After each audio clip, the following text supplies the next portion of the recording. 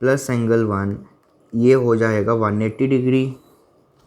तो यहाँ से एंगल 1 की आपके पास वैल्यू आ जाएगी 180 और ये हमारे पास हो रहा है 120। तो एंगल 1 की आपके पास वैल्यू आ जाएगी 180 माइनस 120, ये आ जाएगा आपके पास 60 डिग्री। तो यहाँ से हमें ये पता चल गया कि जो ये एंगल है हमारे पास वो कितना होने वाला है, 60 डिग्री होने वाला है।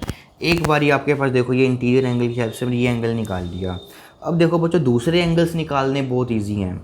अब देखो ये 90 गिवन था, तो ये हमारे पास एक स्ट्रेट लाइन बन रही है और ये पूरा एंगल जो होगा हमारे पास वो कितना होगा, 180 डिग्री का। अब ये 90 है, तो 180 में से अगर हम 90 को माइनस कर देंगे तो आपके पास ये एंगल आ जाएगा और वो आ जाएगा आपके पास 90। तो यहाँ से एंगल x की वैल्यू आ गई आपके पास 90 डिग्री। अब उसी तरह से देखिए ये फिर से हमारे पास एक स्ट्रेट लाइन बन रही है, तो यहाँ पर एंगल 30 है। तो इस टोटल में से अगर ये हमारे पास ये पूरा एंगल है, उसमें से ये 30 वाला एंगल हम सब्ट्रैक्ट कर दें तो आपके पास ये एंगल आ जाएगा। तो डैट मीन्स इसमें हम 180 माइनस 30 कर देते हैं तो ये आ जाएगा आपके पास 150। तो मीन्स जो एंगल z है हमारे पास वो आ रहा है 150। अब फिर से देखिए ये एंगल 60 है। अब इस और ये हमारे पास जो पूरा एंगल है वो कितना है, 180। तो हम 180 में से इस 60 को जब माइनस करेंगे तो हमारे पास आ जाएगा 120।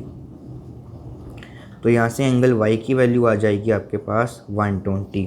अब हमें फाइंड क्या करना था, हमें basically angle x plus angle y plus angle z चाहिए। तो उसके लिए हम 90 प्लस 120 प्लस 115 को ऐड कर लेते हैं।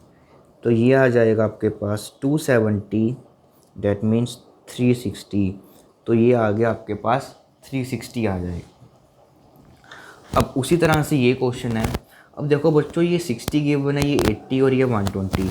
तो ये तीन इंटीरियर एंगल्स गिवन है।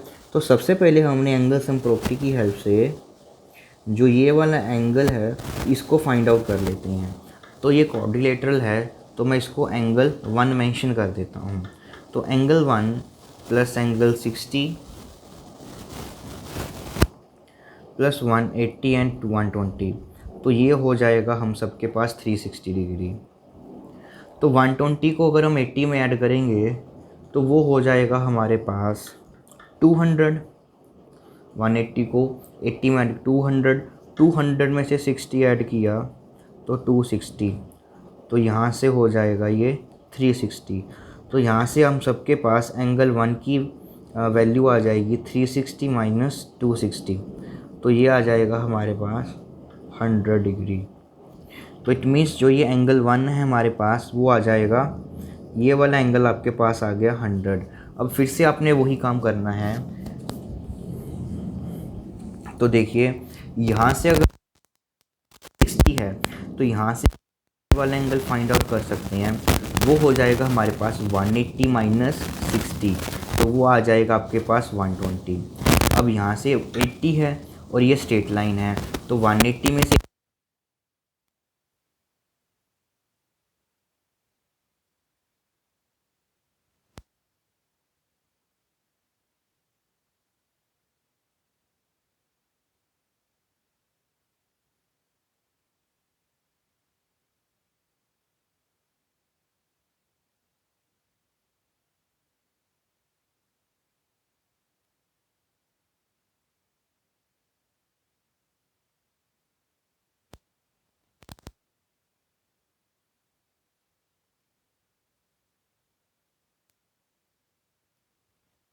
तो इनका भी सम कितना आ रहा है आपके पास 360 आ रहा है। तो देखो बच्चों, तो ये एक इम्पोर्टेंट ऑब्जर्वेशन है कि जैसे कि हम ये इंटीरियर की जगह जब ये एक्सटीरियर वाले एंगल फाइंड आउट करते हैं तो एक्सटीरियर एंगल का जो भी सम आ रहा है इस केस में भी 360 आ रहा है और इस केस में भी हमारे पास 360 आ रहा है। तो अगले लेक्चर में हम इसी चीज़ को जर्नलाइज्ड फॉर्म में पढ़ने की कोशिश करेंगे।